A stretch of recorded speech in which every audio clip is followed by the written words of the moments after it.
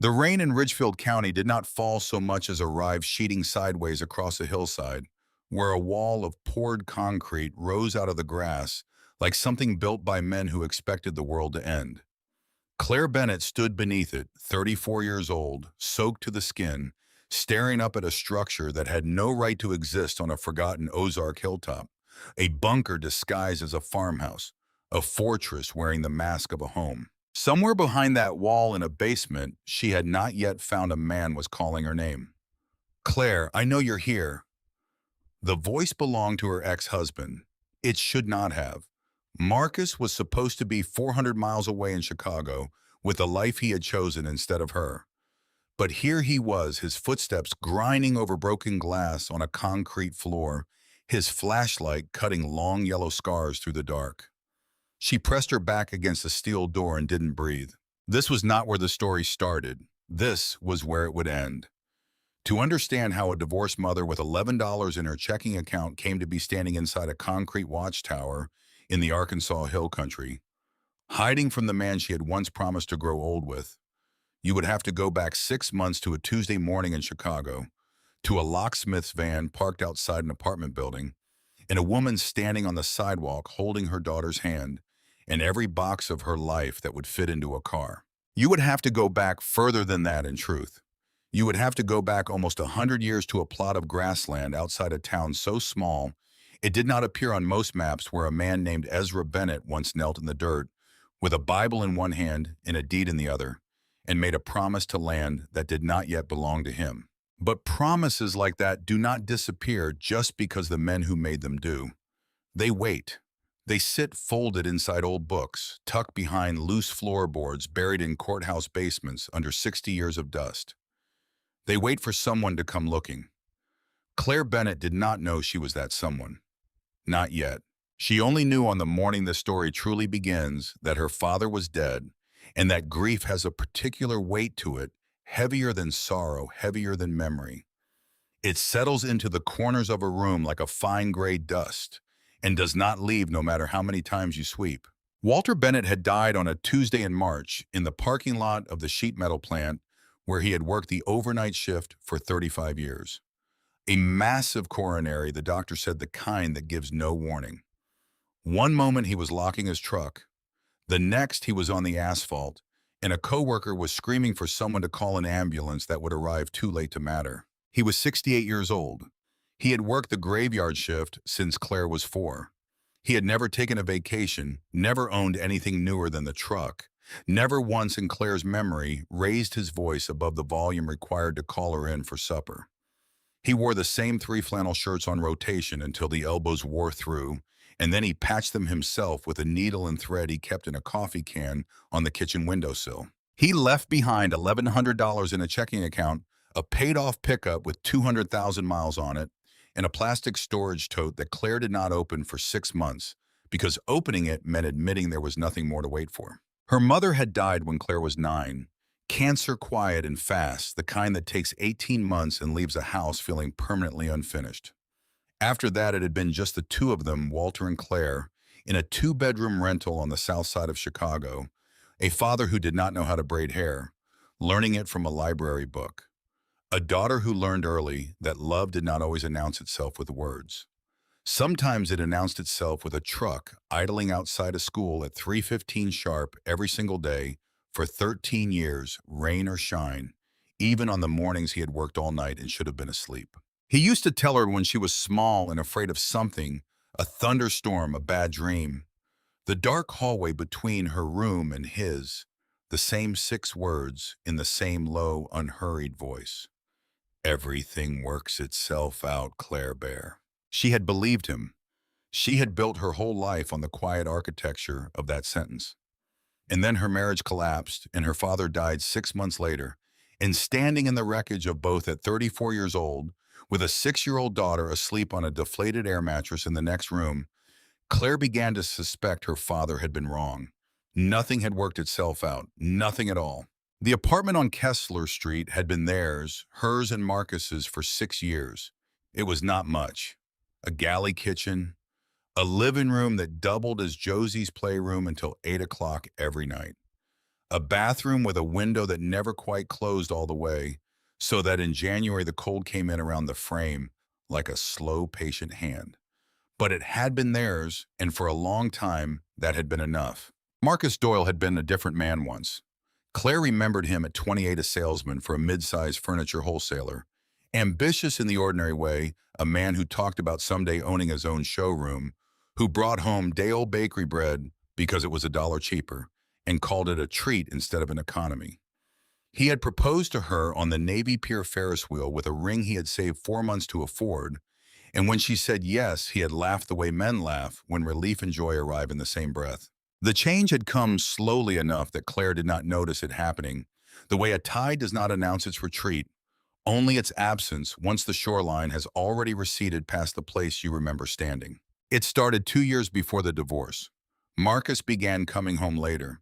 He began taking calls in the stairwell instead of the living room. He bought a car he could not afford and explained it away as a business necessity, though Claire was never entirely sure what business required a man to lease a car in cash. He started talking about opportunities in a voice that did not belong to him, phrases too polished, too rehearsed, as if someone else had written them, and he was simply reciting the lines. She asked him once on an ordinary Wednesday who he had been meeting with so often. Just people, he said. People with money, people who can help us. Help us do what?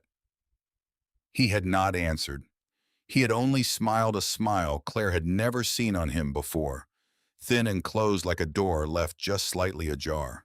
The divorce, when it came, arrived with a speed that still baffled her. Marcus's lawyer was too expensive for a furniture salesman's salary, sharp-suited and unbothered, the kind of attorney who bills by the 6-minute increment and never once looks tired. He carved through the settlement like a man who had done this exact procedure 100 times before, methodically, without malice, the way a surgeon removes something he does not consider precious. Marcus got the house. Marcus got the savings, what little of it remained. Marcus got a 24-year-old girlfriend named Brianna, whom Claire had met exactly once at a school pickup, and who had looked at Josie with an expression Claire could only describe as mild inconvenience. Claire got primary custody. Claire got $22,000 in legal debt. Claire got a landlord's notice taped crookedly to her apartment door on a gray Tuesday morning, informing her that she had 14 days to vacate for missed rent. The missed rent itself, the direct result of a joint account Marcus had quietly emptied 4 months before the papers were even filed. She had suspected by then that the divorce had never really been about Brianna. Brianna was decoration. Something underneath the marriage had shifted long before the girlfriend appeared, and Claire had spent a year unable to name what it was, only that it had a shape cold and deliberate, moving somewhere just beneath the surface of her life like a shark beneath dark water, visible only in the wake it left behind. She did not know his name yet. She did not know that somewhere in a glass office in Little Rock, Arkansas, a 58-year-old attorney named Vernon Slate had been tracking her family for the better part of 2 years, the way a patient man tracks a slow-moving animal he intends eventually to corner. That morning, the morning this story truly begins, Claire sat on the bare hardwood floor of her nearly empty living room, surrounded by cardboard boxes taped shut, with her own handwriting on the sides. Kitchen. Josie's room. MIC. It was past midnight. The streetlights outside hummed their tired electric hum, the only sound in the apartment besides the soft, even breathing of her daughter, asleep on a deflated air mattress in the room next door. One small hand still curled around a stuffed rabbit, missing an eye. The last box left to sort was a battered plastic tote, the kind you buy at a hardware store for $11 and expect to last 20 years.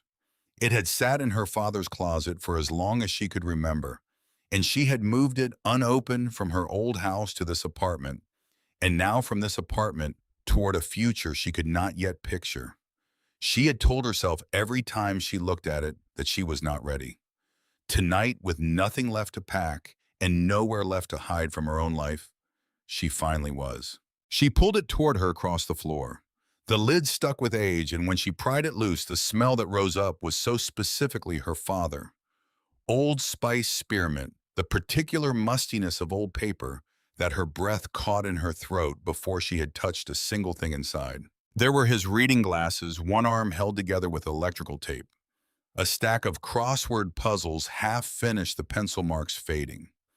Two rusted pocket knives he had carried for as long as she'd known him, though she had never once seen him use them for anything more dangerous than opening a bag of seed corn. And beneath all of it, wrapped in a soft cotton undershirt, as though it had been swaddled like something living, his Bible, the heavy gold-leafed King James he had carried to church every single Sunday of her childhood, its leather cover worn to a satin smoothness by 3 decades of his rough, calloused hands. Claire lifted it out with both palms, the way you lift something that used to belong to a person who is gone. Her father had never spoken much of his faith. It was not something performed in their household, not something declared. It simply existed quietly the way the sun exists, whether or not anyone remarks on it, present in the grace he said before supper. Low and unhurried, 3 sentences and no more. Present in the way he never once, in 30 years, missed a Sunday service, even the winter he had walked to church on a broken ankle rather than miss it. She ran her thumb along the faded gold letters on the cover, and something in her chest, held together for 6 months by nothing but momentum and necessity, finally gave way.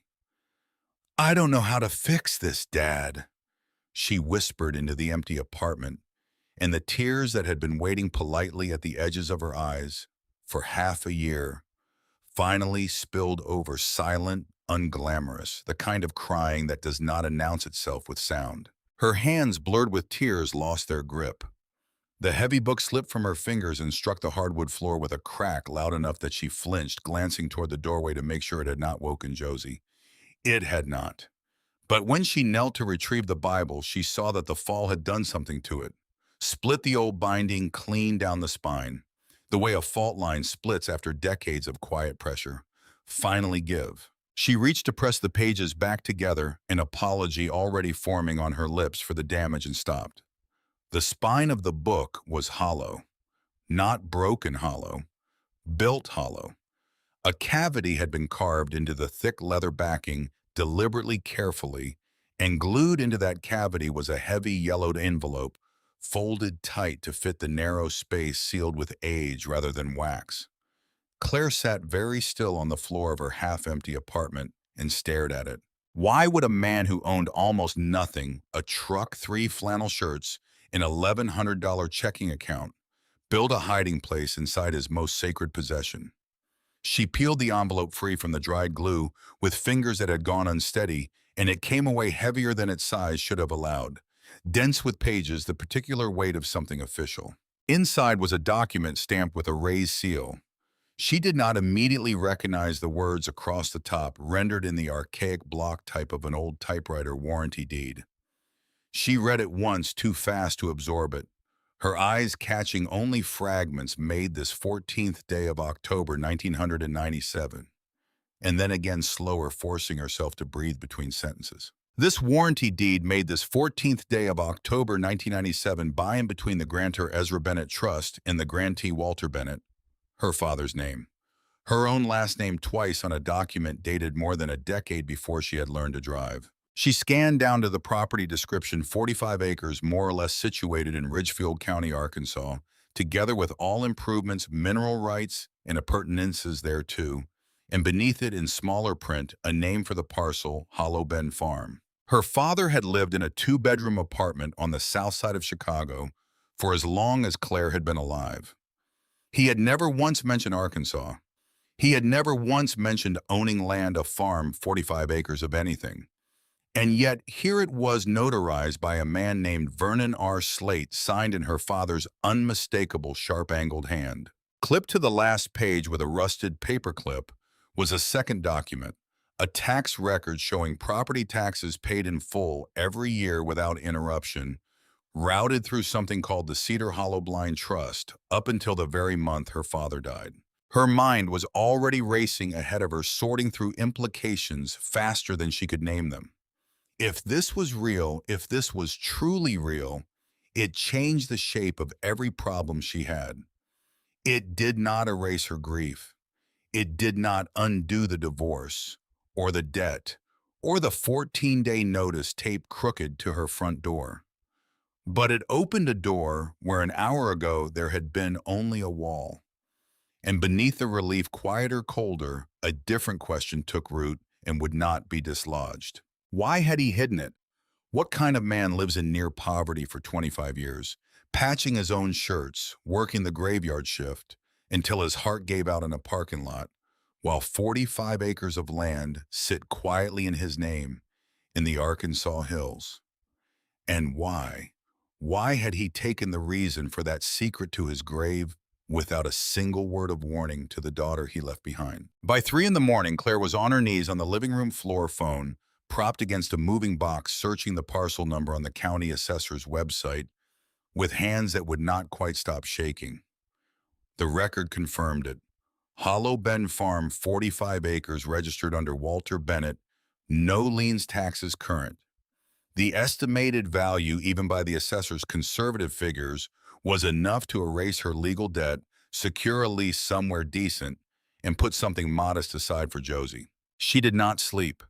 By the time gray morning light came through the window, without curtains, she had made a decision the way people make decisions, in the middle of a crisis, quickly out of necessity, without the luxury of certainty. She packed the car with what remained of their lives, a duffel bag each, Josie's booster seat, a cardboard box of dishes she did not have the heart to leave behind because they had been her mother's.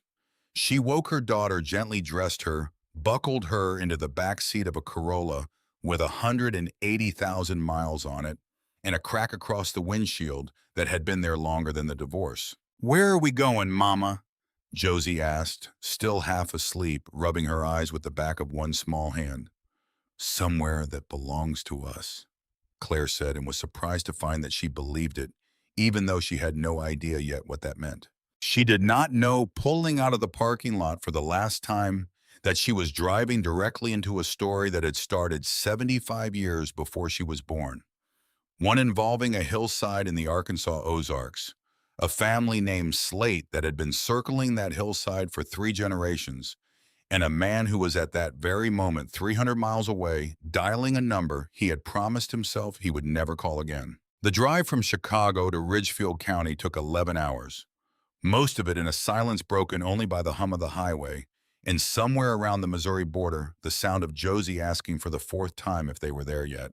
Claire watched the landscape change through the windshield, the way you watch a memory return the flat gray concrete of the interstate, slowly giving way to rolling hills, then to the deep folded green of the Ozarks ridge lines, stacked against each other like something breathing. The roads narrowed, the gas stations grew farther apart. Somewhere past a town whose entire commercial district consisted of a diner, a hardware store, and a church with a hand-painted sign. Her phone lost signal entirely, and she drove the last 40 miles on memory in the folded paper map she had bought at a truck stop because some instinct had told her not to trust her phone with the exact route. Ridgefield sat in a bowl of hills, a courthouse square at its center, with a Confederate-era clock tower that no longer kept accurate time, and around it a scatter of low brick buildings that had likely not changed in appearance since the Eisenhower administration. The county clerk's office occupied the ground floor of the courthouse behind a door with frosted glass and gold lettering half worn away. Inside, a woman in her mid-50s sat behind a counter stacked with manila folders, reading glasses pushed low on her nose, a cardigan draped over her shoulders despite the June heat. "Help you?" she asked without looking up. "I need to verify a deed," Claire said, sliding the old document across the counter, her voice steadier than she felt. "My father recently passed. I found this among his things." The woman, her nameplate read D. Winslow, lifted the document and began to read, and Claire watched something shift in her posture almost immediately, the loose bureaucratic ease draining out of her shoulders like water from a cracked glass. "You're Walter Bennett's girl," Doris Winslow said. It was not a question. "You knew my father." Doris glanced toward the back office before she answered, a small, involuntary motion the kind people make when they are deciding how much of the truth a room can hold. I knew of him, she said carefully. Knew the name a long time before I ever met the man. There's history on this parcel on. Old history. What kind of history? Before Doris could answer, the door at the back of the office opened, and a man walked out whose presence changed the temperature of the room the way weather changes before a storm, not loudly, but unmistakably. He was perhaps 60, silver-haired, dressed in a charcoal suit, too fine for a county courthouse. In a town this small, his shoes polished to a shine that suggested he had never once walked them through actual mud. His eyes moved to the counter, to the yellow deed lying beneath Doris's hand, and something crossed his face too quickly for Claire to name recognition, certainly, and beneath it, something colder. "Mr. Slate," Doris said, and her voice had dropped an octave, gone careful in a way it had not been a moment before. Slate, the name on the deed, the notary who had witnessed her father's signature 27 years ago. He crossed the room with the unhurried confidence of a man who had never once needed to raise his voice to be obeyed, and extended a hand toward Claire, his smile arriving a half-second too late to be entirely convincing. "You must be Claire," he said. "Vernon Slate. I had the privilege of knowing your father in a professional capacity many years ago. We were all very sorry to hear of his passing." Claire shook his hand. It was dry and cool and left her wanting to wipe her palm on her jeans. "You knew him," she said. "Well, well enough," Slate said smoothly. "I see you found the old Hollow Bend parcel." His eyes flicked to the deed again, then back to her face. "It's a shame, really." "A shame. The land." He shook his head with the practiced sorrow of a man delivering bad news he had rehearsed. "Your father bought that parcel decades ago. Sentimental purchase, I always thought. Hope to retire out there someday. But the soil's no good. There was an old industrial dump on an adjoining property years back before the environmental regulations tightened up. Contamination spread. The county's been threatening condemnation for going on a decade now. It's a liability, Claire, not an asset. I'd hate to see you inherit a headache along with your grief." Claire looked at the tax record in her hand, at the neat, unbroken column of payments stretching back 27 years. Men do not pay taxes for 27 years on land they believe is contaminated and worthless. Men do not build hidden compartments inside family Bibles to protect deeds to swampland. The assessor's website lists it as pasture and timber, she said, not a dump site. Something flickered behind Slate's eyes, brief, almost imperceptible, gone, before she could be certain she had seen it at all. "County records lag behind reality more often than you'd think," he said. "I'd be happy to save you the trouble. My firm handles land acquisition throughout this region. I could write you a check today, $30,000 cash for a property that will likely cost you more than that in cleanup liability alone. You sign the deed over, and you drive back to Chicago with your daughter in a clean start. No lawyers, no county fights, no waiting on an estate that's already been more trouble than it's worth. $30,000.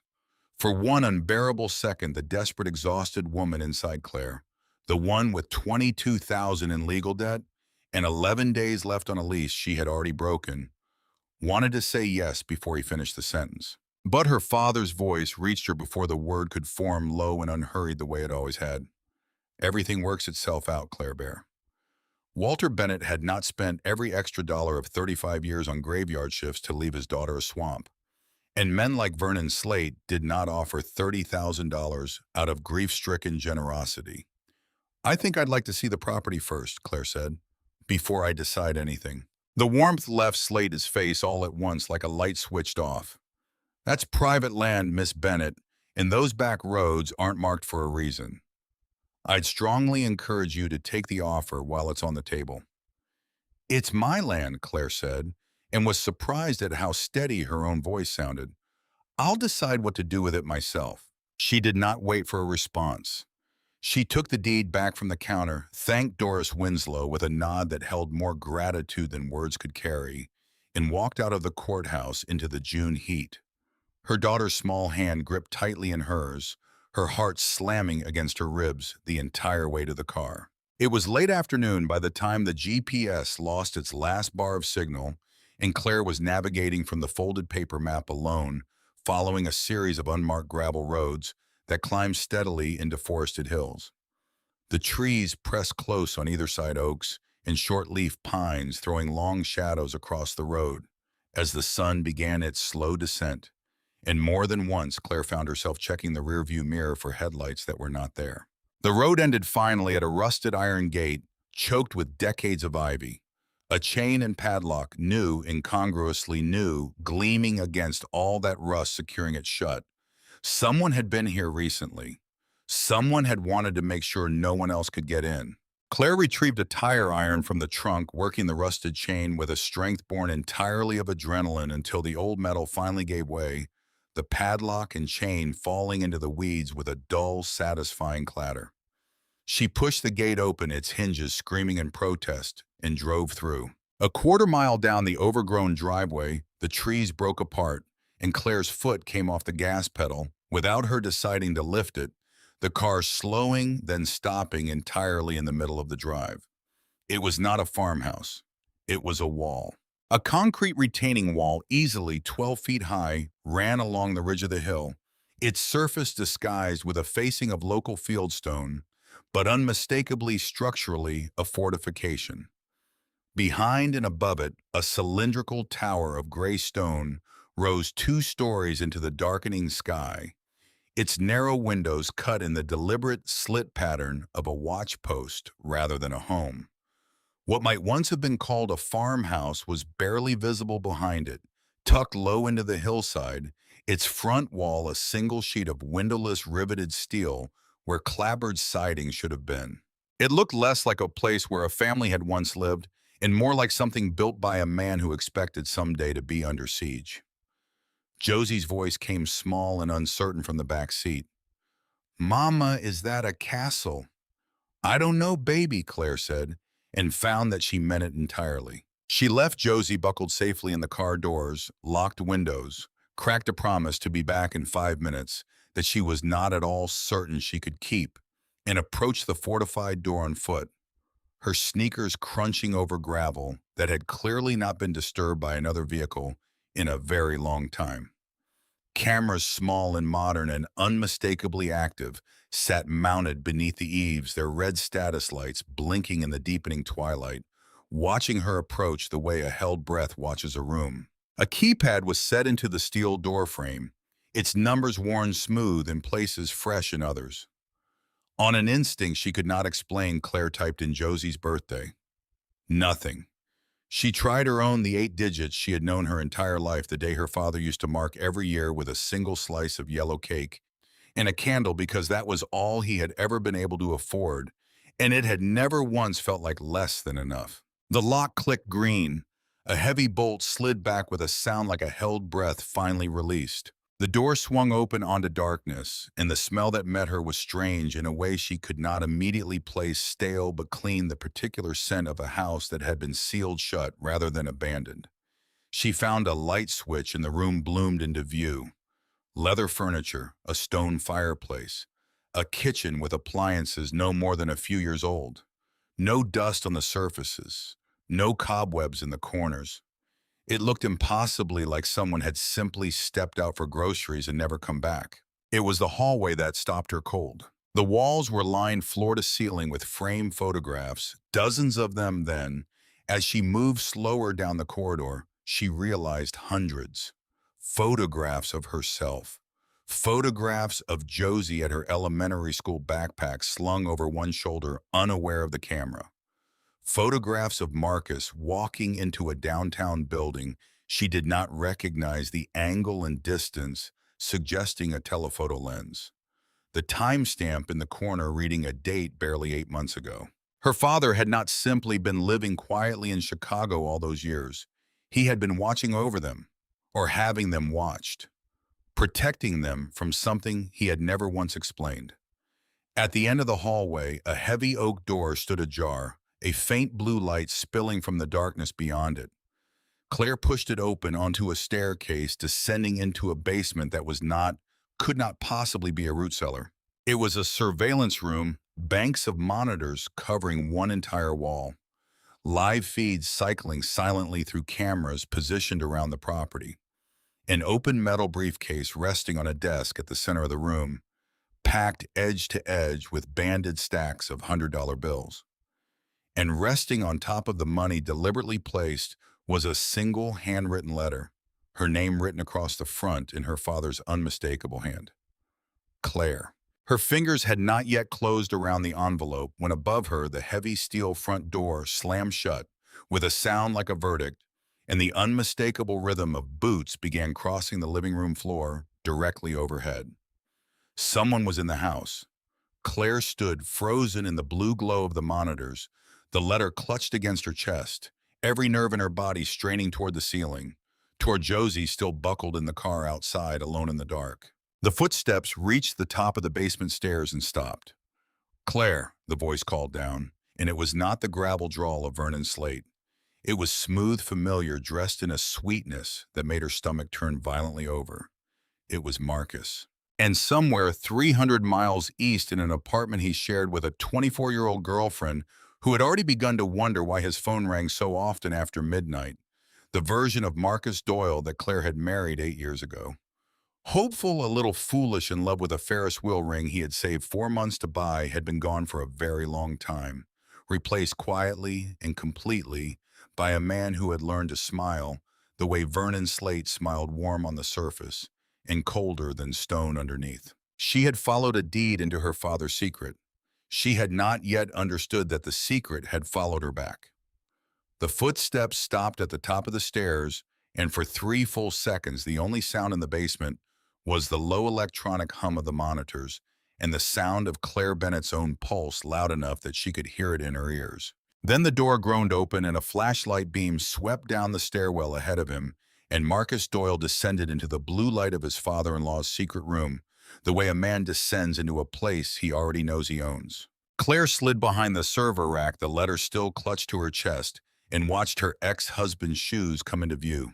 Step by step, the same tan loafers he had worn to their daughter's kindergarten graduation 8 months ago, scuffed now at the toe, moving with an unhurried confidence that told her more than anything he could have said that he was not afraid of being found. "I know you're down here, Claire," he said, and his voice carried that same manufactured warmth she remembered from the last worst year of their marriage, a tone he used when he wanted something and had already decided he would get it.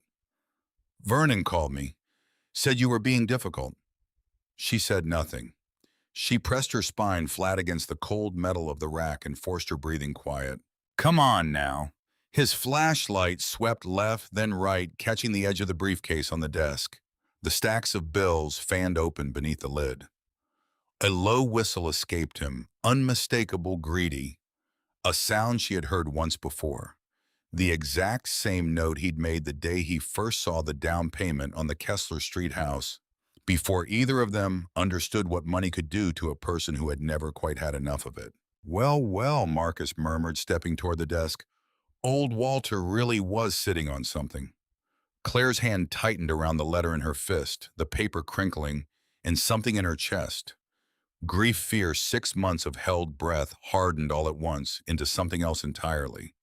Something that did not shake. "You should have just taken the 30 grand, Marcus said louder now, addressing the shadows rather than any specific point within them, the way a man speaks when he is certain of an audience. "Vernon offered you a clean walk. Instead, you drag us both out here in the dark like it's some kind of game." "There's no us," Claire said, and stepped out from behind the rack. He did not startle. That more than anything told her how little of this had been improvised. His flashlight found her face and held there, and in the wash of its beam she watched him take her in. Not with concern, not even with the practiced sympathy of an estranged husband checking on his ex-wife's well-being, but with the flat, appraising look of a man assessing an obstacle. "Where's Josie?" she asked. "In the car, I imagine, which is why you should hurry this along." He gestured toward the briefcase, toward the desk, toward the whole glowing room around them, as if it were an inconvenience he intended to resolve efficiently and go home. "Give me the deed, Claire. Whatever paperwork you found. Vernon just wants the land clean. You get to keep the cash." Everybody wins. Everybody except my father, Claire said, who's been dead 6 months, whose land you're standing on with a stranger's greed on your face. Something flickered across Marcus's expression there, and gone the way a light flickers in a house with old wiring. For a half second, she thought she saw something like shame in it. Then it was gone, replaced by the same practiced patience he used to deploy on difficult customers back when he still sold furniture for a living, back before he had learned to sell something else entirely. You don't understand what you're standing on top of, he said. Read the letter if that's what you're holding. Read it and then tell me you still think this is about grief. It was in its own cruel way good advice.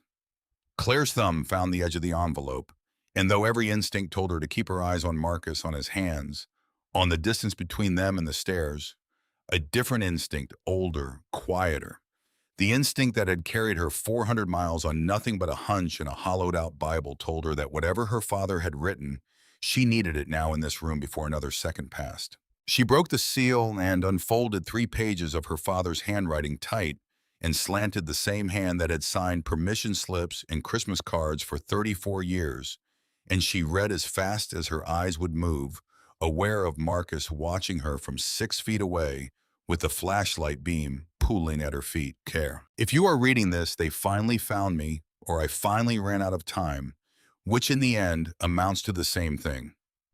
I am sorry for both.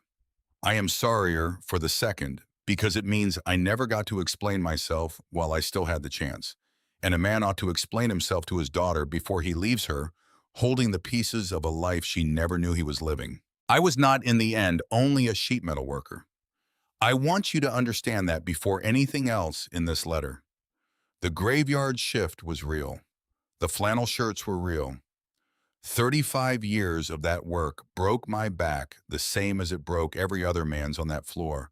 And I do not want you thinking, even for a moment, that any of it was pretense.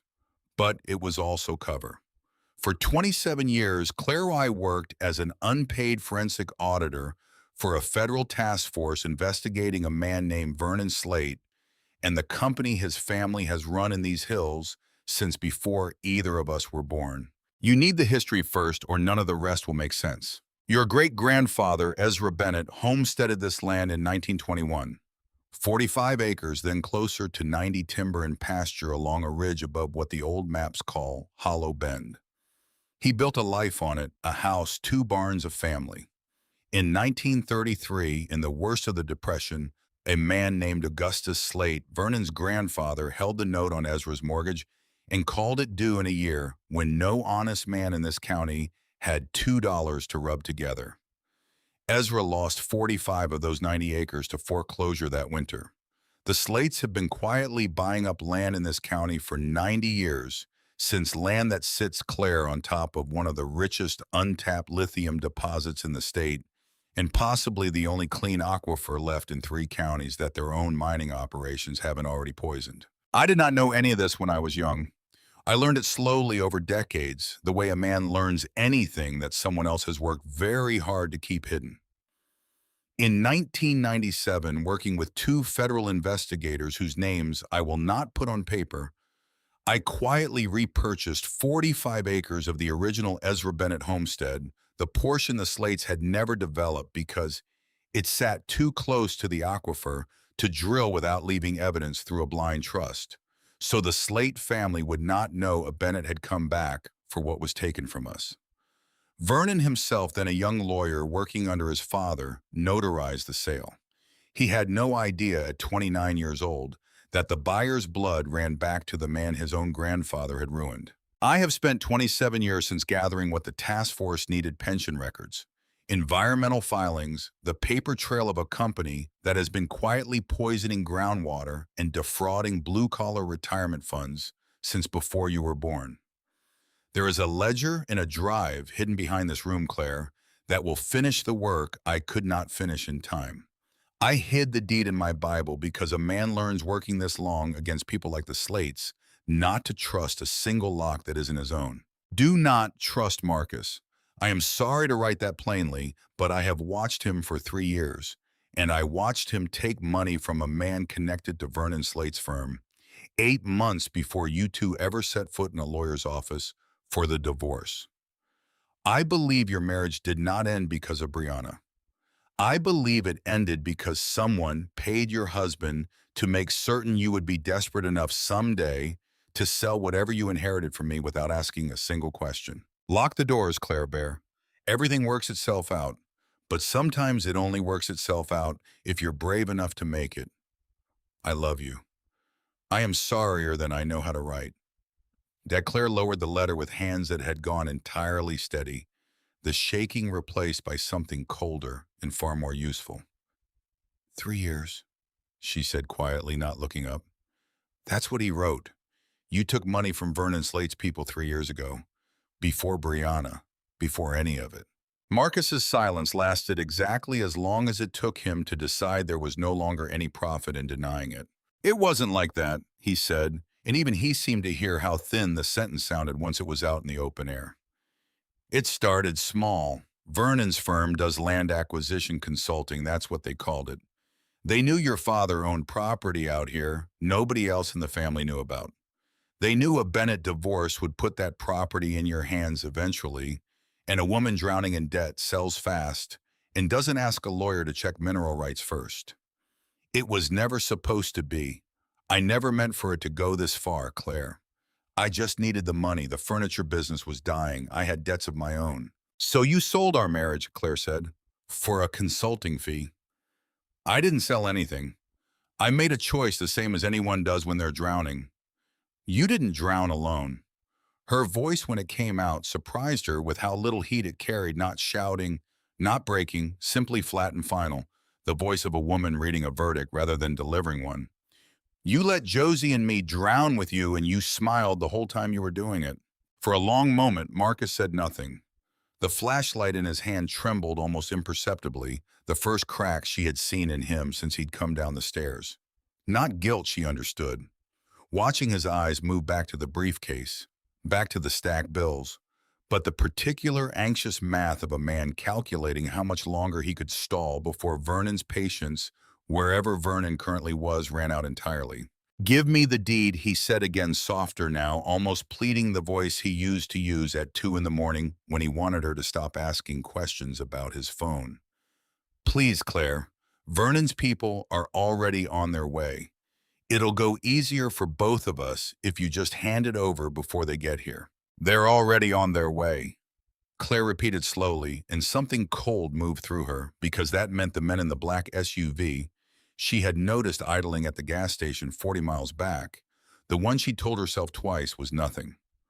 Just a coincidence of two vehicles heading the same direction on a lonely highway had not been a coincidence at all. Someone had been tracking her since Chicago, possibly longer. She looked past Marcus toward the desk, toward the security panel mounted beside the monitors that she had noticed but not yet understood, a cluster of switches beneath cracked plastic housing. One of them larger than the rest, red-labeled in her father's own handwritten tape, Emergency Lockdown / Federal Dispatch.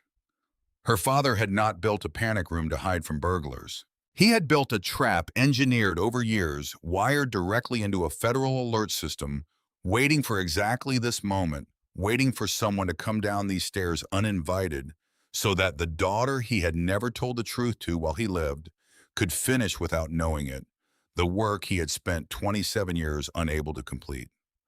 Marcus followed her gaze and understood a half-second too late what she was looking at. Claire, don't. She was already moving.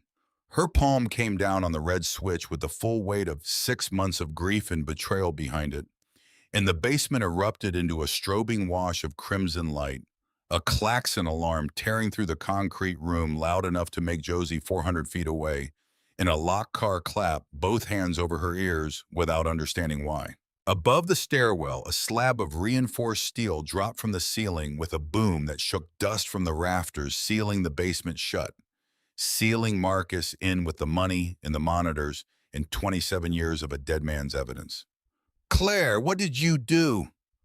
Marcus spun toward the sealed stairwell, his flashlight beam skittering wildly across concrete, panic finally arriving in his voice a moment too late to matter. I'm keeping the land. Marcus, Claire said, and her own voice amplified strangely by the concrete walls sounded almost unfamiliar to her. Calm in a way she had not felt calm since the morning the locksmith's van had parked outside her apartment in Chicago. You can explain the rest to whoever comes for that money. She grabbed the briefcase and the letter, and remembering her father's words about a ledger and a drive hidden behind the room, swept her flashlight across the back wall until she found it, a section of paneling behind the server rack. Slightly recessed, it seems too clean to be original construction. She pressed against it, and it gave way on a hidden hinge, revealing a shallow compartment no larger than a filing cabinet. Inside, exactly as the letter had promised, sat a thick accordion ledger, its pages dense with decades of handwritten entries, dates, dollar figures, initials she did not yet recognize, and a small silver USB drive taped to the inside cover. There was one more thing in the compartment. A second, older envelope, brittle with age, addressed not to Claire but to whichever Bennett comes looking. She had no time to open it. Behind her, Marcus had begun pounding on the sealed steel door with the flat of his hand, shouting something she could no longer make out over the klaxon. And somewhere above the basement, through the concrete and the steel, Claire could feel more than hear the low rhythmic vibration of vehicle engines approaching up the long gravel drive. She found the storm cellar door her father had marked on a hand-drawn diagram tucked inside the ledger's back cover, a heavy iron hatch behind the last row of shelving, and through the bolt with hands that had gone slick with sweat. Cool night air rushed in as it swung open, carrying with it the smell of wet grass and pine, and the distant oncoming growl of engines. She climbed the earthen steps two at a time, the briefcase, the ledger, and both letters clutched against her chest, and burst out into the open pasture behind the fortified house, just as the last of the daylight gave up entirely to a deep Ozark dark. The alarm still screamed behind her, bouncing off the ridgeline in long, distorted echoes. Ahead, across 200 yards of overgrown grass, her car sat where she had left it, its interior light glowing faintly, and inside it she could just make out the small silhouette of her daughter, both hands pressed over her ears.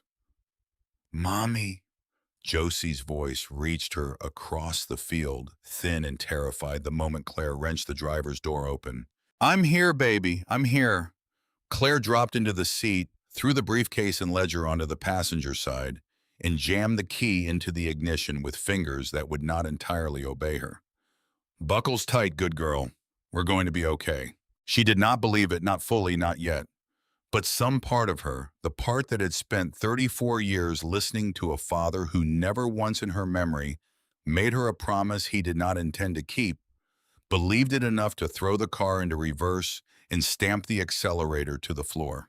The tires spun in the loose gravel of the horseshoe drive, throwing up a spray of dirt, and for 3 full seconds, Claire believed with the particular desperate optimism of a person who has run out of other options that she might actually make it to the gate before anyone arrived to stop her. She did not. Twin beams of headlights swept around the bend in the driveway ahead, high and blinding, followed by a second pair close behind, and Claire slammed the brakes hard enough to throw both her and Josie forward against their seat belts as 2 matte black SUVs skidded to a stop directly across the narrow gravel exit, blocking it completely.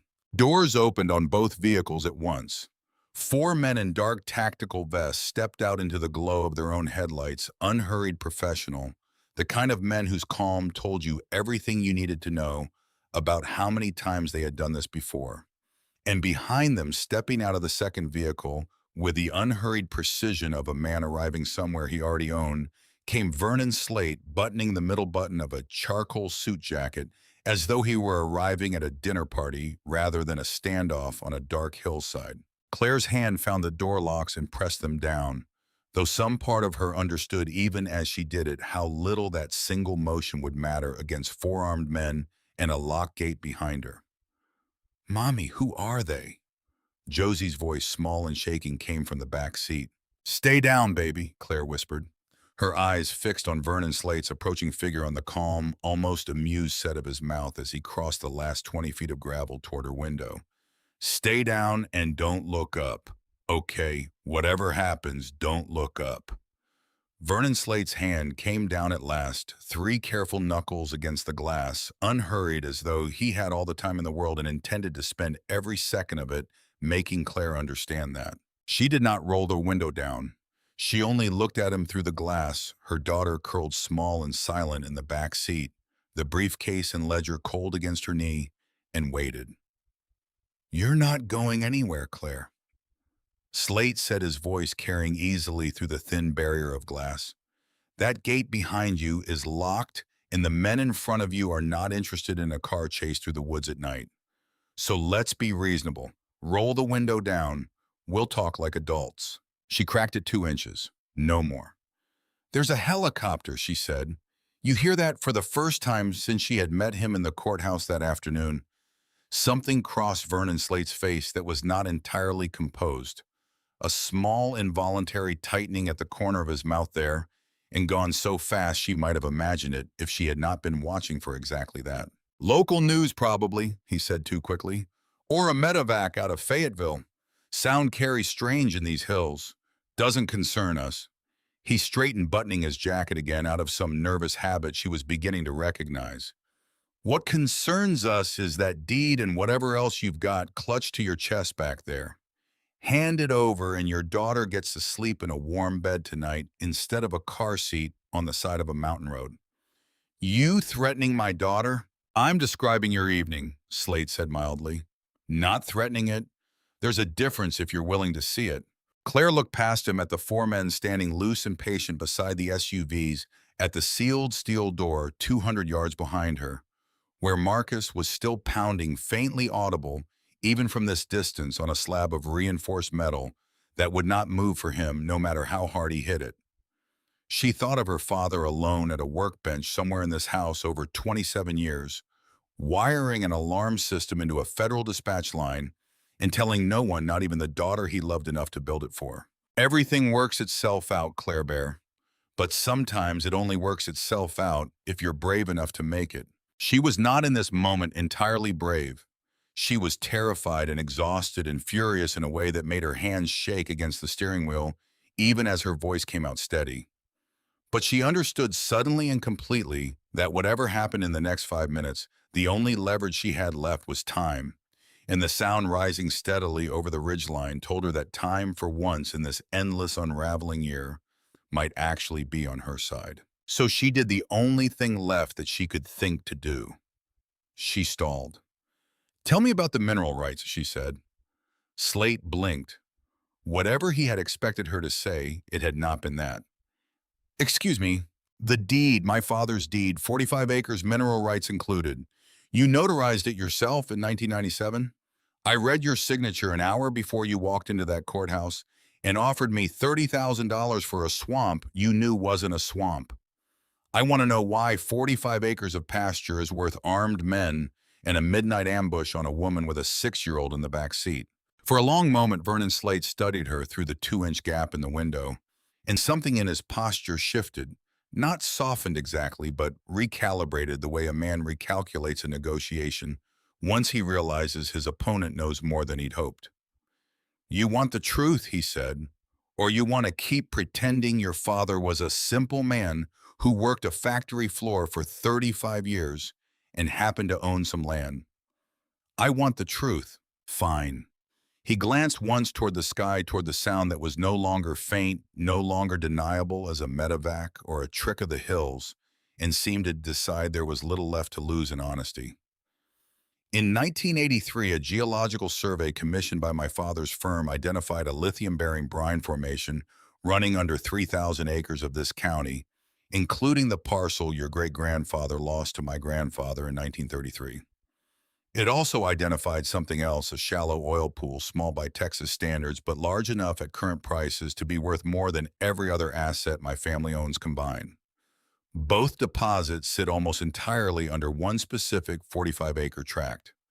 The tract your father quietly repurchased in 1997 before I had any idea whose granddaughter I was standing across a notary's desk from." Claire felt something cold settle into her stomach. "You didn't know it was him." "I didn't know it was Ezra Bennett's blood buying back Ezra Bennett's land until 11 years later, when a routine title search for an unrelated parcel turned up the family name. By then, Walter had built this. He gestured without turning toward the fortress rising behind him, and made himself very difficult to threaten in any ordinary way.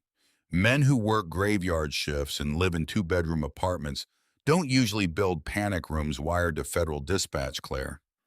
It took me years to understand what your father actually was. An auditor, Claire said quietly, working with federal investigators, building a case against your family for 27 years. Something like genuine surprise moved across Slate's face, quickly suppressed. He told you that. He wrote it down before he died, in case I ever found this place. Slate exhaled slowly through his nose, and for a moment, standing there in the wash of his own headlights, with a helicopter closing steadily from the northeast, he looked less like a predator and more like a tired man doing arithmetic. He had done many times before, and never once enjoyed the sum of. There is a second deed, he said finally, older than the one you found. Ezra Bennett's original 1921 homestead patent covered 90 acres, not 45, the full ridge both sides of Hollow Bend, everything down to the creek. My grandfather only ever took the northern 45 in the foreclosure. The southern half was never claimed by anyone because the county lost the original survey markers in a courthouse fire in 1958, and nobody since has been able to prove where the boundary actually falls. If your father found that original patent, if it's hidden somewhere in this house, which I have suspected for 11 years and never once been able to prove, then the mineral rights beneath the entire 90 acres belong on paper to whoever holds Ezra Bennett's direct bloodline. Not 45 acres, Claire, 90. Every drop of oil and every ounce of lithium under this entire ridge. The number sat in the air between them, enormous and strange, and Claire understood with a clarity that arrived like cold water why a 58-year-old attorney had personally driven out to a county courthouse to offer a grieving divorced mother $30,000 for what he had called a worthless swamp. It was never about the 45 acres. It had never once been about the 45 acres. You need my signature, she said slowly, not to buy the land, to settle the boundary dispute in your favor before anyone finds that original patent. I need, Slate said, with the particular weariness of a man admitting a truth he had planned never to say aloud, for a Bennett to sign away the southern acreage before a judge reopens the boundary question. There's a hearing scheduled in Ridgefield County Circuit Court in 11 days, a routine quiet title matter. Nothing that would draw attention, presided over by a judge who has been extremely cooperative with my family for the better part of 15 years.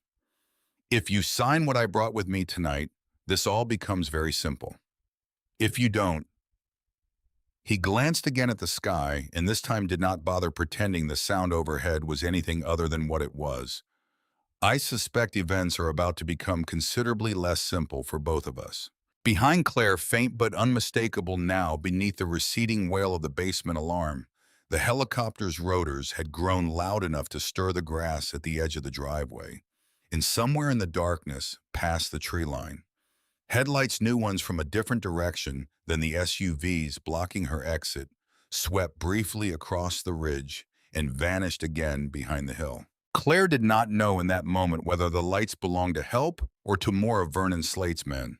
She knew only that she was not going to sign anything tonight or any other night on the hood of a stranger's car with her daughter locked in the back seat and a dead man's 27 years of evidence sitting on the passenger seat beside her.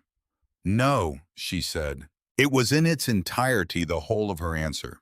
She did not raise her voice. She did not explain herself.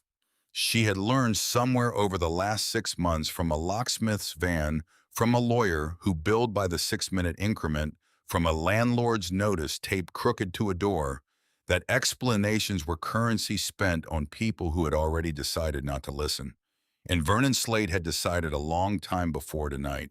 His jaw tightened. Whatever calm negotiation he had planned for this moment collapsed quietly into something harder. Then we do this the difficult way, he said, and turned toward his men. To understand how Claire Bennett had come to be sitting in a locked car on a dark Ozark hillside holding her breath while a corrupt attorney weighed the cost of his own patience. It helps to go back 6 hours to the moment she had pulled out of the Ridgefield County Courthouse parking lot with her father's deed back in her possession and Vernon Slate's offer still ringing unpleasantly in her ears. She had not driven straight to the farm. She had, at Doris Winslow's quiet urging the clerk following her out to the parking lot on the pretense of pointing out a shortcut, then lowering her voice to something entirely different. Stopped first at a diner 2 miles outside town, the kind of place with a hand-lettered daily specials board and a bell over the door that announced every customer like an old friend arriving. "I can't be seen talking to you too long," Doris had said, sliding into the booth across from her with a cup of coffee she hadn't ordered. "So I'll say what I can while I can. Your daddy came through this office 3 times over the years, always alone, always quiet. Vernon Slate has had eyes on that Bennett name since before I started working here 22 years ago. There's talk, just talk, mind you, nothing I'd swear to under oath that the circuit judge, who'll be hearing any land dispute out of this county, owes Slate Development more favors than any honest man ought to owe anybody. Judge Harmon Corbin. 20 years on the bench, drives a truck he shouldn't be able to afford on a judge's salary. In every quiet title case involving Slate land for the last decade has gone exactly the way you'd expect." "Why are you telling me this?" Doris had turned her coffee cup a slow half circle on the table before answering, her eyes somewhere past Claire's shoulder out the window toward the hills. "Because my own grandfather lost 40 acres to Slate's grandfather in 1931, same as half the families in this county did one way or another. And because your daddy used to leave an envelope of cash on this very counter every March, anonymous, always the exact amount the county needed to keep the historical archive room open another year, the room where the old homestead patents are stored. I didn't know it was him until after he passed, when the payments just stopped. A man doesn't do that kind of thing for a swamp hon. He does it because he's protecting something he doesn't want anybody looking too hard at yet." It was Doris in the end who told her about the second deed, not its existence, which even Doris did not know for certain, but its possibility, the courthouse fire of 1958, the lost survey markers, the 90 original acres that had never been formally resolved. "If there's an older patent out there somewhere," Doris had said, "and if your daddy found it before Slate's people did, that would explain a great deal more than a hidden Bible ever could." Claire had driven the last leg to Hollow Bend Farm with that conversation circling in her chest, like something with weight. And it was somewhere on that final stretch of gravel road, headlights cutting through deepening dusk, that she first noticed the sedan behind her. Dark, unremarkable, holding a careful quarter-mile distance, the entire 11 miles from the diner to the turnoff, dropping back the instant she slowed, matching her speed the instant she sped up. She had not mentioned it to Josie. She had only checked the mirror every few seconds, her knuckles whitening on the wheel until the sedan finally peeled off at a crossroads 2 miles from the farm's iron gate. And she told herself, because she needed to believe something that night, that it had simply been a local commuter heading somewhere ordinary. She knew now, standing at the edge of everything, that it had not been ordinary at all. Inside the fortified house, before Marcus's footsteps had ever reached the basement stairs, before the letter and the briefcase and the terrible clarity of her father's confession, Claire had spent nearly 40 minutes alone in that hallway of photographs. And it was there in a shoebox tucked behind a loose section of baseboard she found only because her sneaker had caught on its slightly raised edge, that she discovered the second envelope. The one addressed not to her, but to whichever Bennett comes looking in handwriting. Far older and more careful than her father's, the ink browned nearly to sepia with age. She had not had time to read it before Marcus arrived. She read it now in the front seat of her car in the seconds Vernon Slate spent turning toward his men, her hands trembling as she unfolded a single page that had waited by her count 67 years for someone to open it. "To whatever child of Ezra Bennett's blood finds this letter, whenever you find it. My name is Josiah Bennett. I am Ezra's son, and I am writing this in the autumn of 1958 in the storm cellar of the house my father built with his own 2 hands on land. He cleared himself because I have just watched the county courthouse burn to the ground with our original survey papers inside it, and I do not trust that the loss was accidental.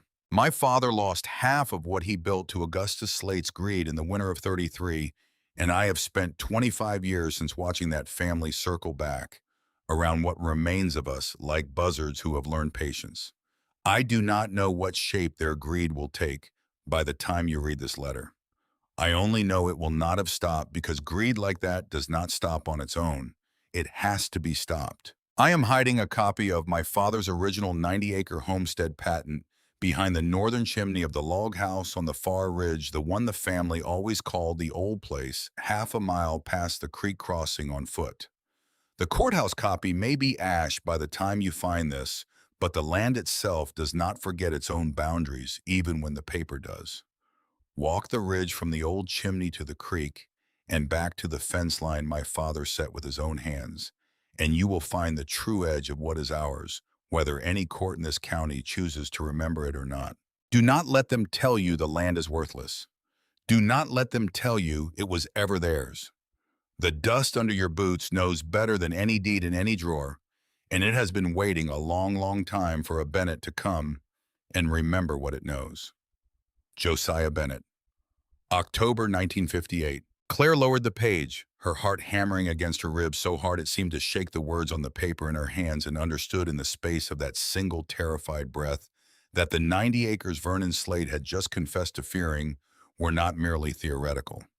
There was a second copy, her great-grandfather's original patent, hidden not in this house at all, but in an old log cabin somewhere across a ridge in a creek. She had never seen half a mile of dark forest away from where she now sat, trapped between an armed man and a locked gate. And Vernon Slate, she understood with sudden sickening clarity, did not know that yet, which meant for the length of exactly one more breath she still held something he wanted badly enough to keep her alive to bargain for. "Mr. Slate," she called through the 2-inch gap in her window, her voice steadier than she had any right to expect it to be. "Before your men do whatever you're about to tell them to do, you should know I'm not the only Bennett who knows where the old chimney is."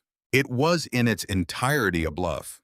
She had read the letter for the first time less than a minute ago, but she watched Vernon Slate go very still in the glow of his own headlights, watched him turn back toward her window with an expression that had for the first time all evening lost every trace of its practiced calm, and understood that whatever she had just said, she had said the one thing capable of buying her family a few more minutes on this hillside. Above them, closing fast now low enough that its searchlight had begun sweeping the treetops along the ridge in long, deliberate arcs.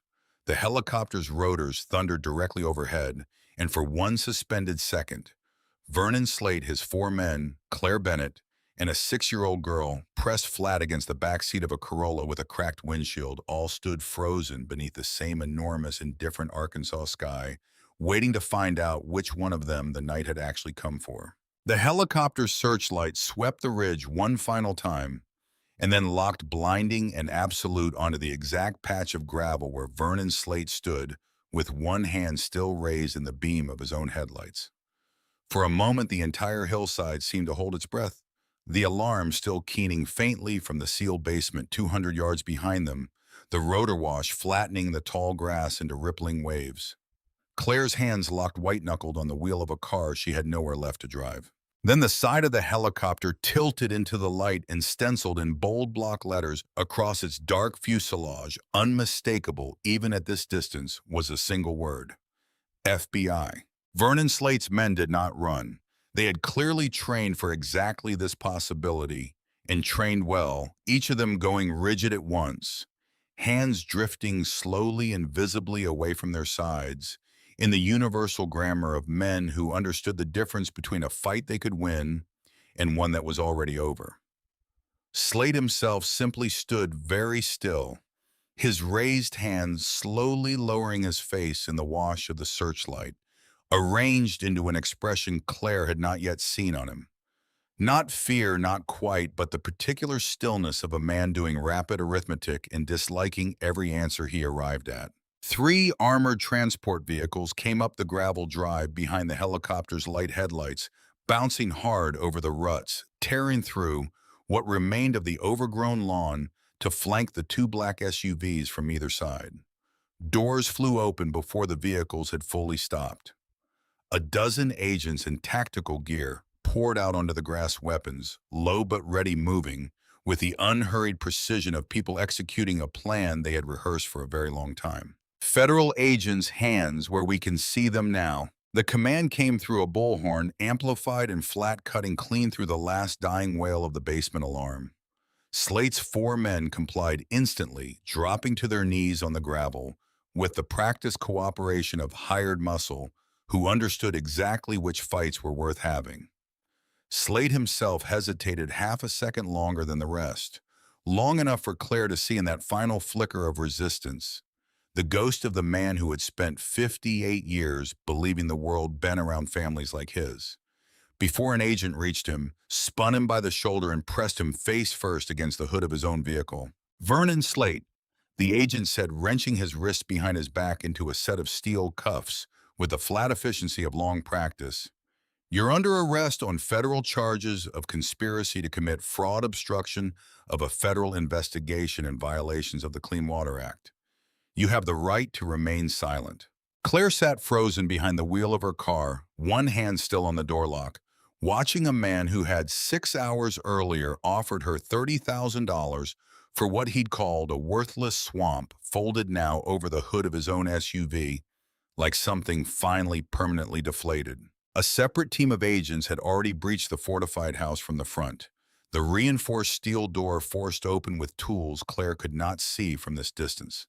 And moments later, she watched two agents emerge from it, half carrying, half dragging Marcus between them, his hands cuffed behind his back, his shirt streaked gray with basement dust, his face a pale, sweating mask of a man rehearsing excuses he had not yet found the nerve to voice aloud. "This is a misunderstanding," he was saying, his voice carrying thin and desperate across the yard. "I'm her husband, her ex-husband. I was just trying to talk to her about our daughter I didn't know anything about." His voice caught when his eyes found Claire's through the windshield. Whatever he had planned to say next died somewhere in his throat, unfinished. And for one long moment, the two of them simply looked at each other across 30 feet of trampled grass and flashing red and blue light. 8 years of marriage, one daughter, and every choice that had led them both to this exact hillside, compressed into a single wordless exchange that ended when an agent gently but firmly steered him toward a waiting vehicle. A man in a dark windbreaker crossed the yard toward Claire's car at an unhurried walk, tapping two knuckles against her window, the way a person knocks on a door they have every right to open. She rolled it down, and cool night air rushed in, carrying with it the smell of crushed grass and gun oil, and underneath it all, the fading ozone tang of the helicopter's rotor wash. "Claire Bennett," he asked, holding up a gold shield in a worn leather case. "Special Agent Grant Holt, FBI. Are you and your daughter safe?" "I think so," Claire said, and found to her own surprise that her voice was shaking now after everything in a way it had not shaken once during the standoff itself. The particular delayed tremor of adrenaline finally permitted to leave a body that no longer needed it for survival. "Josie, my daughter, she's in the back. We'll get you both somewhere warm," Holt said, "and somewhere we can talk. There's a great deal your father wanted us to explain to you once we were certain it was safe to do it." It was nearly 2 in the morning by the time Claire sat across a folding table inside a mobile command unit parked in what had 6 hours earlier simply been her dead father's overgrown front yard. A blanket around Josie's shoulders, where she slept curled against her mother's side on a narrow bench, and a paper cup of vending machine coffee going cold in front of her that she had not yet found the nerve to drink. Special Agent Holt sat across from her, a laptop open between them, and behind the tiredness in his face, Claire could see something else. The particular weariness of a man who had spent a very long time waiting for a case to finally close. "I need to tell you something," Holt said, "and I need you to understand that none of what I'm about to say was information your father was permitted to share with you directly, even if he'd wanted to. The task force he worked with operated under strict protocols, compartmentalization. He wasn't allowed to tell you he was involved because knowledge like that puts a family in danger, and your father spent 27 years making very certain that danger never touched you or your daughter. He wrote to me," Claire said, "before he died. He explained some of it. I know. We recovered a copy of that letter's contents from a dead drop protocol he set up years ago, a fail-safe in case something happened to him before the case was ready. That's actually how we knew to come tonight. Holt turned the laptop slightly toward her, revealing a photograph on the screen. Old, slightly yellowed at the edges, clearly scanned from a physical print. It showed two men standing in front of a farmhouse that Claire, with a small jolt, recognized as an earlier, less fortified version of the house that now stood 200 yards away, its windows still glowing faintly with the residual lights of a federal search team. One of the men was unmistakably her father younger, his hair still dark, his posture the same careful, unhurried stillness she remembered from her own childhood. The other man, younger, still stood beside him, in a government-issue windbreaker, not unlike the one Holt wore now. "That's you," Claire said slowly, "isn't it?" "1991, Holt said. "I was 26 years old, 3 years into the Bureau, and your father had just agreed to become one of our most valuable confidential sources in a corruption case that by that point had already been quietly buried twice by people with enough influence in this county to make evidence disappear. He was the first person who ever trusted me with information that could have gotten him killed. I was the first federal agent he ever trusted at all." Holt's jaw tightened briefly before he continued. "I've worked this case in one form or another for 35 years, Claire. Your father and I built the alarm system in that house together over 3 visits back when I was still young enough to think we'd close this in 5 years instead of 35. He made me promise the last time I saw him alive that if anything ever happened to him, I would be the one to explain it to you myself. Not a stranger. Someone who actually knew the man." Claire looked at the photograph for a long moment. Her father, 33 years younger than she had ever known him to be, standing in front of a house that had not yet become a fortress, beside a man who was now sitting across a folding table from her in the middle of the night, keeping a promise made across 3.5 decades. "He never told me any of this," she said, and it was not quite a question. "He couldn't.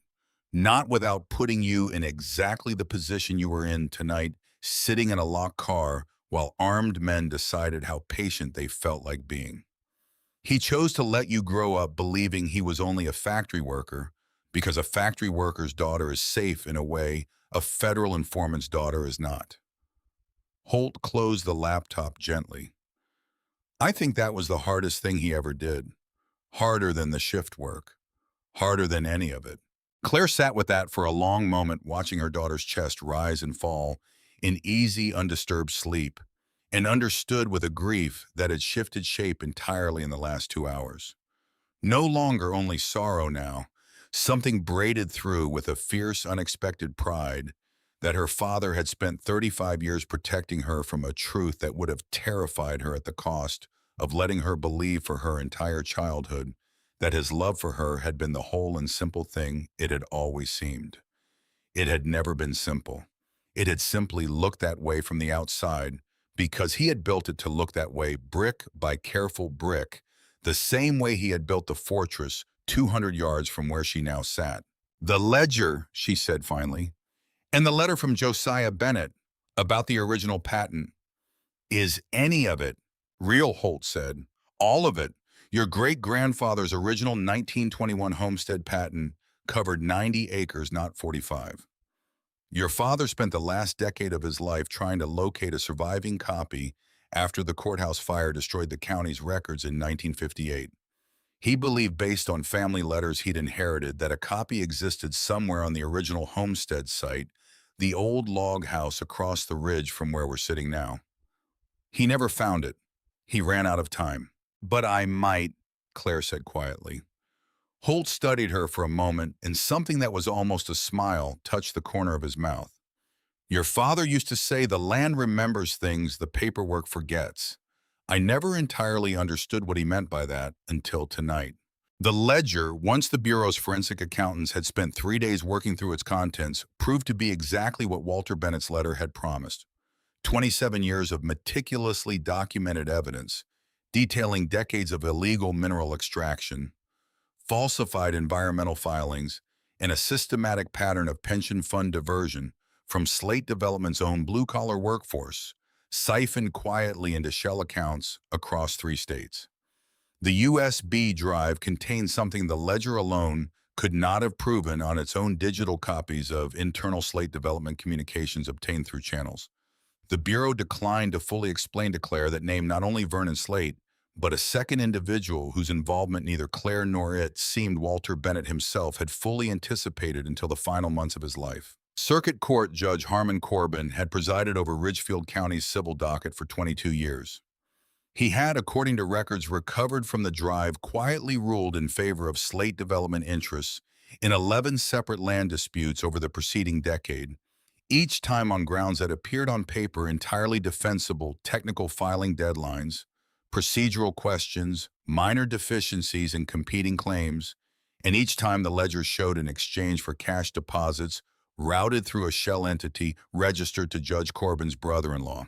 Your father's case was never only about Vernon Slate, Holt explained 3 days later in a conference room at the federal building in Fayetteville, where Claire had been asked to come and formally review what the investigation had uncovered.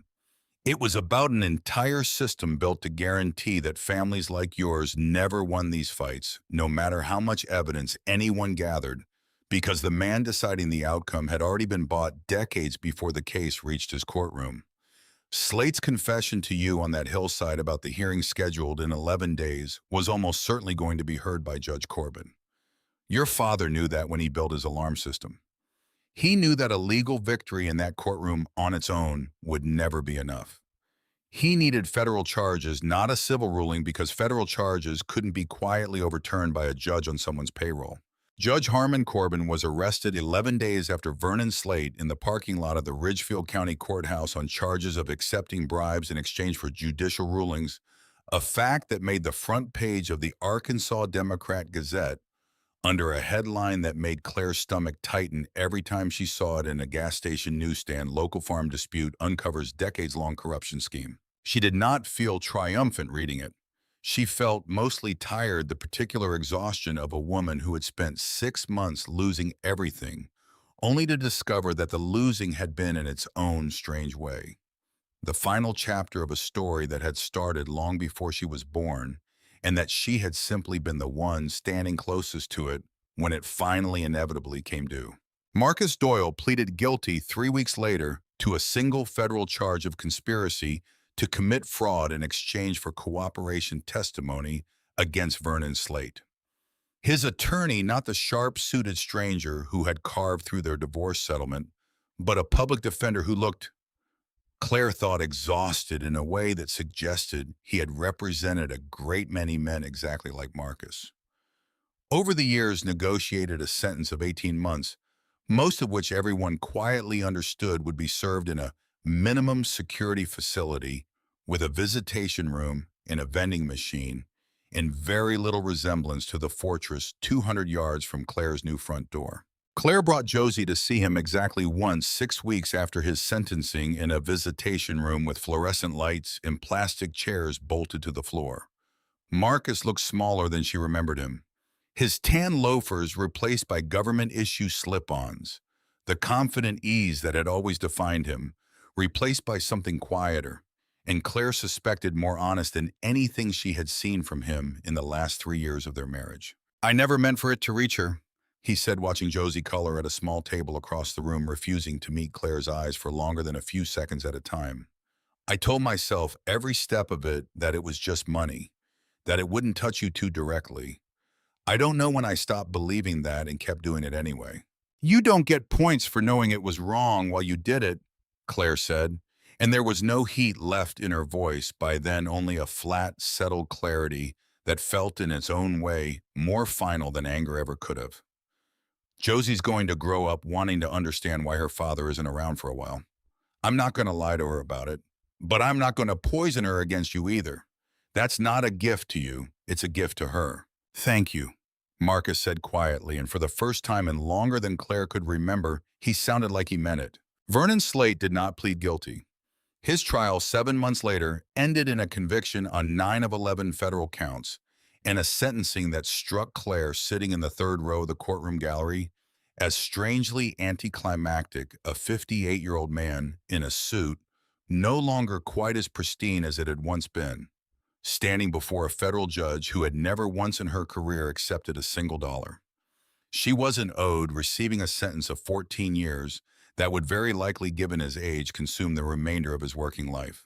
He looked at Claire exactly once as the marshals led him from the courtroom, not with anger and not with the practiced charm he had worn like a second suit the entire time she had known him, but with something closer to plain, unguarded exhaustion.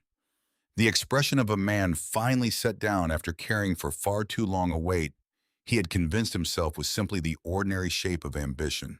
"Your father was a patient man," he said low enough that only Claire standing near the aisle could hear it.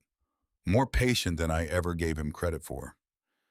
"He had 35 years of graveyard shifts to practice," Claire said. "You had a law degree and a family fortune. I think that says more about you than it does about him." Slate did not answer. The marshals led him out, and Claire watched him go and felt for the first time in longer than she could remember. Something in her chest settled into a stillness that was not quite peace, but was perhaps its foundation. 6 months after the night the helicopter searchlight had swept across Hollow Bend Farm, Claire stood at the crest of the ridge behind the fortified house in the golden slant of a late October afternoon, looking east across a stretch of overgrown pasture. She had, over the preceding weeks, walked a dozen times with a hand-drawn map copied from a 67-year-old letter tucked inside her jacket pocket. Doris Winslow had helped her locate the property records confirming the boundary old plat maps recovered from a neighboring county archive that had mercifully never burned, and a survey crew paid for out of the settlement funds. The federal government had eventually released from Vernon Slate's seized assets, had spent 3 days that September walking the original fence line Josiah Bennett had described from the creek crossing to the old chimney and back. The chimney still stood exactly where the letter said it would, rising alone out of a collapsed tangle of fallen timber that had once been a log house, weathered gray stone, against a sky gone the particular deep blue of early autumn. Claire had come here 4 times before she finally found the loose stone Josiah had described high on the northern face, hidden behind 6 decades of creeping ivy, and reached into the dark cavity behind it with a hand that shook only slightly and drew out a tin box rusted at the seams that had waited 67 years for exactly this moment. Inside, wrapped in oilcloth gone brittle with age, was the original 1921 homestead patent. Ezra Bennett's 90 acres signed and sealed, the boundary lines drawn in a surveyor's careful hand, exactly where Josiah had promised they would be. But it was not the deed that stopped Claire's breath standing alone on that ridge with the October wind moving through grass her great-grandfather had once broken with his own hands. It was a small, cracked photograph tucked beneath the deed in the same tin box, its edges gone soft with time. The photograph showed 2 young girls standing in front of the very chimney Claire now stood beside sometime in the late 1930s, by the look of their dresses and the old truck parked behind them. One girl, perhaps 8 years old, stood with her arm around the other, both of them squinting into bright summer sunlight. On the back, in handwriting, Claire did not immediately recognize someone had written a caption in careful looping script. "Eleanor and cousin Maggie, summer of 1938. Maggie's daddy brought her out from Chicago to see the old place. She loved the storm cellar best of anywhere on the farm. Don't know if we'll ever see her again, but I hope she remembers us." Claire stared at the photograph for a long moment before the name arranged itself into meaning. Maggie. A childhood nickname for Margaret, her own father's mother, Claire's grandmother, who had died when Claire was too young to remember more than the vague warmth of a lap and the smell of lavender soap. Her grandmother had been here on this exact ridge 86 years before Claire ever set foot on it, a little girl visiting distant family she would apparently never see again. Standing in front of the same chimney that had waited all these decades to hand her granddaughter the proof of everything that had been quietly, patiently protected in her family's name since 1921. The land had not simply waited for Claire to come looking. It had been waiting in some sense for 4 generations, for Ezra, who broke it with his hands, for Josiah, who hid its truth from a burning courthouse, for Walter, who spent 35 years of graveyard shifts building a fortress to protect it and a case to reclaim it, and now finally for Claire, who had arrived with nothing but a hollowed-out Bible in a 6-year-old daughter, and somehow against every reasonable expectation of the last 6 months of her life had not lost. Claire folded the photograph carefully into her jacket pocket beside the letter that had led her here and started back down the ridge toward the house where Josie waited on the porch swing her grandfather had built with his own hands. There was still a trial ahead of her. Vernon Slate's case had only just begun to move through federal court, and a great deal more of her father's hidden history yet to surface. But walking down through the long golden light with her great-grandfather's homestead patent held against her chest, Claire Bennett did not feel for the first time in 6 months like a woman running from anything at all.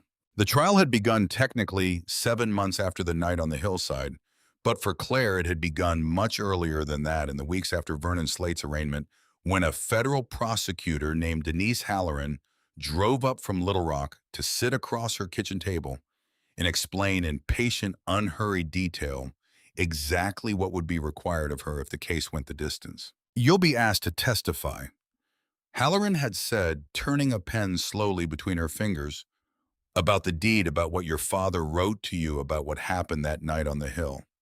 Slate's attorneys are going to try to make you look unstable, grieving, desperate, willing to say anything to keep land worth millions of dollars. That's the entire defense, Claire. Not whether the evidence is real, whether you're believable." "I don't know how to be anything except what I already am," Claire had said. That, Halloran told her, is exactly the right answer. Don't change it before you get on that stand. She had not changed it.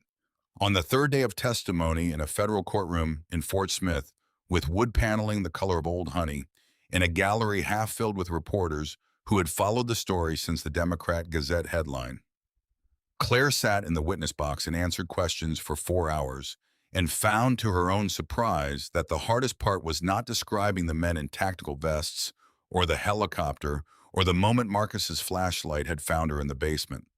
The hardest part was reading her father's letter aloud into the record, watching 12 strangers on a jury absorb sentence by sentence the full shape of what Walter Bennett had carried alone for 27 years. She got through it.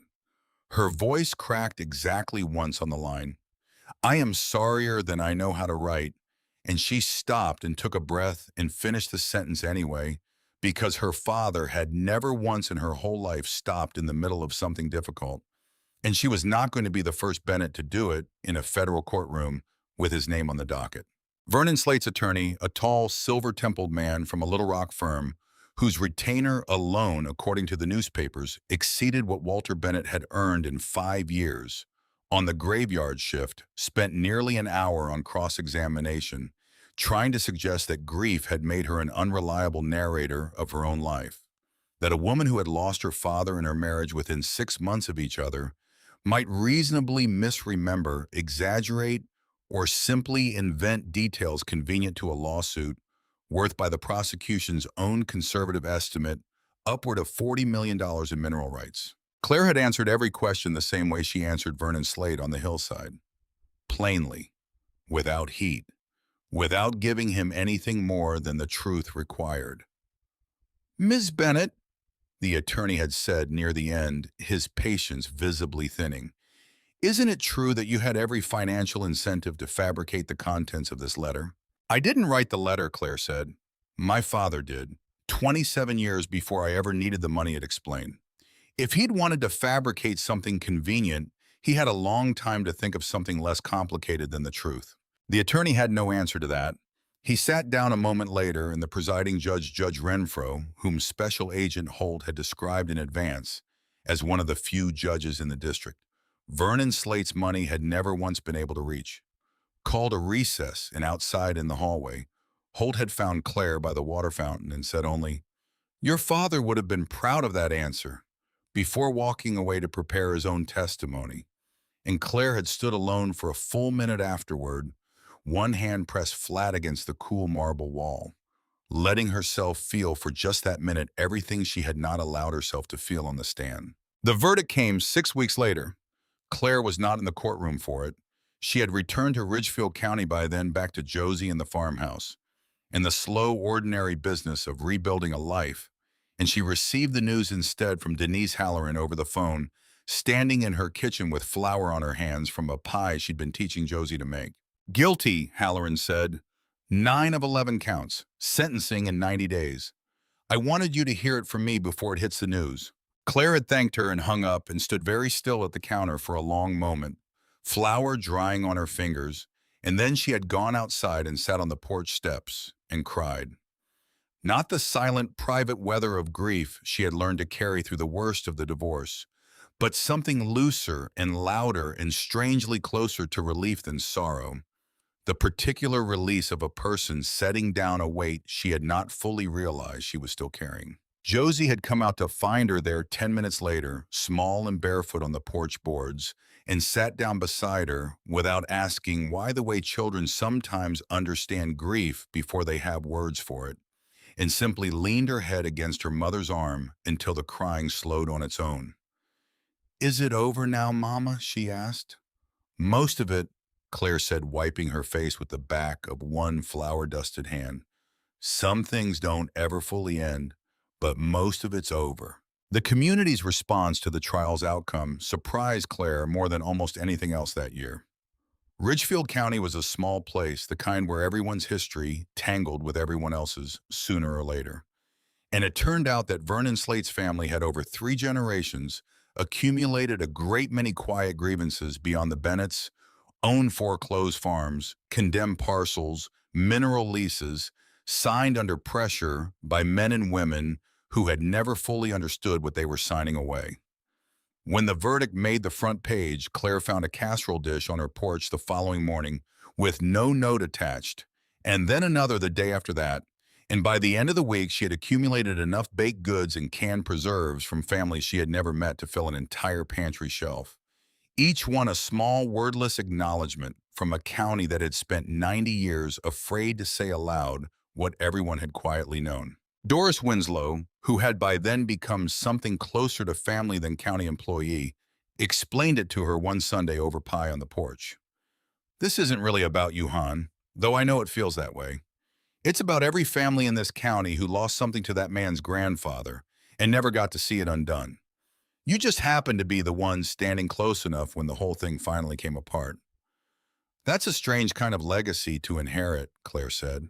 "Most of the good ones are," Doris said, and refilled her coffee without another word. Marcus's own hearing came and went with far less public attention, a single paragraph in the local paper beneath the much larger coverage of Slate's sentencing, and Claire found she did not resent the imbalance.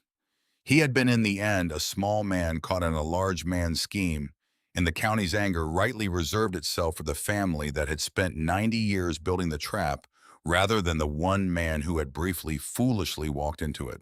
It was nearly a year after the night on the hillside the following October, the anniversary drawing close enough that Claire had begun without quite meaning to, marking the days when the second developer's offer arrived, delivered not by a man in a charcoal suit, but by an ordinary certified letter from an energy company Claire had never heard of offering an amount so large it took her 3 readings to be certain she had understood the number correctly. She sat with the letter for 2 days before she made any decision at all, turning it over on the kitchen table some evenings after Josie had gone to bed, running the arithmetic of what that kind of money could mean.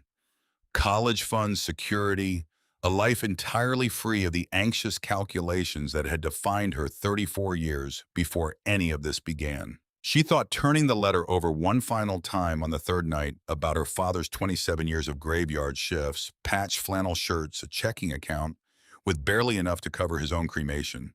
All of it sacrificed not for wealth, but for the slow, patient work of making certain the truth eventually came out. She thought about Josiah Bennett's letter, hidden behind a chimney for 67 years, insisting that the land did not forget its own boundaries, even when the courts did. She thought about the tin box and the photograph of her grandmother as a little girl, and the plain granite marker she had eventually had set at the base of the restored chimney, engraved with 4 names, Ezra Josiah Walter. And though she had hesitated a long time before adding it her own, she declined the offer the following morning in a 2-line letter that took her longer to write than the reasoning behind it required, and felt sealing the envelope. Something settled in her chest that had nothing to do with the money at all. The solar cooperative lease, by contrast, she signed within a month of it being proposed, modest, steady, a fraction of what the mineral rights might have brought her. but enough combined with a nursing position, much like the one she'd left behind in Chicago at the small regional hospital in Ridgefield, to give Josie the kind of unhurried, ordinary childhood Claire had spent the last several years believing was permanently out of reach. She thought some mornings standing on the porch with her coffee, before the sun had fully cleared the ridge, that this was perhaps the truest inheritance her father had left her. Not the mineral rights, not the deed, not even the 90 acres themselves, but the particular hard-won understanding that some kinds of wealth cost more than they were worth, and that the better inheritance was simply the freedom to say no to them. Special Agent Holt retired from the Bureau 18 months after Vernon Slate's sentencing the case that had defined the back half of his career finally fully closed. And he drove out from Little Rock one last time before hanging up his badge for good, sitting on Claire's porch with a cup of coffee going cold in his hands, while Josie chased fireflies across the pasture in the blue dusk. "Your father asked me something the last time I saw him alive," Holt said, watching Josie's small silhouette dart through the deepening dark. "He asked me if I thought it was worth it 35 years of the graveyard shift, all of it, just to keep this one piece of land safe for a daughter who didn't even know she needed it kept safe. I told him I didn't know. I was young enough back then to think that was an honest answer." He turned his coffee cup a slow half circle, the same unconscious gesture Claire had watched Doris make a dozen times since. "I know the answer now. I wish I could tell him. I could." "Maybe he already knew," Claire said. "Maybe that's why he never asked twice." Holt considered that for a long moment, watching the last of the fireflies wink out over the grass, and did not disagree. Claire stood on the ridge again the following autumn, a year to the day since she had first climbed it, with a hand-drawn map and a 67-year-old letter folded in her jacket pocket, and found that the chimney looked different to her now than it had on that first golden afternoon. Not because the stones themselves had changed, but because she had in the intervening year learned to see them the way her father must have seen them, the way Josiah had, the way Ezra himself had, standing on this same ground in 1921, with nothing but a homestead claim and the stubborn belief that a life built with your own two hands was worth defending however long the defending took. The dust here did not care whose name was on a deed filed in a courthouse 80 miles away. It had simply waited patient and indifferent through fire and foreclosure and 3 generations of quiet theft for someone to walk its true boundary and remember what it had never forgotten. That's the thing about land, Claire thought, standing at the chimney with the wind moving cool and steady across the ridge, the pasture gold and long shadow below her, exactly as it had been the year before. Exactly she imagined as it must have looked in 1938, when 2 little girls stood together in front of these same stones and did not yet know how long it would take for one of their names to come home. Land does not stop belonging to a family just because the deeds change hands, just because a courthouse burns, just because the men holding the paperwork decide generation after generation that the truth is inconvenient to remember. It waits. It holds a family's name in its fence lines and its fallen chimneys and the particular slant of its afternoon light quietly, patiently, for however long it takes someone to come looking. The homestead at Hollow Bend had waited for a Bennett to walk its boundary and remember what it knew for 103 years without ever once knowing her name. Claire Bennett was 35 years old, a year wiser, and a great deal steadier than the woman who had once knelt on a bare apartment floor in Chicago with $11 to her name and a hollowed-out Bible in her lap. She had spent $1 filing a boundary correction in a county courthouse, and she had spent in the year since everything else she had, her grief, her fear, 4 hours on a witness stand, and the last of whatever illusions she'd once held about the world, owing anyone a simple, uncomplicated life. It had cost her nearly everything to get here. It had given her back in the end more than she had ever known to ask for.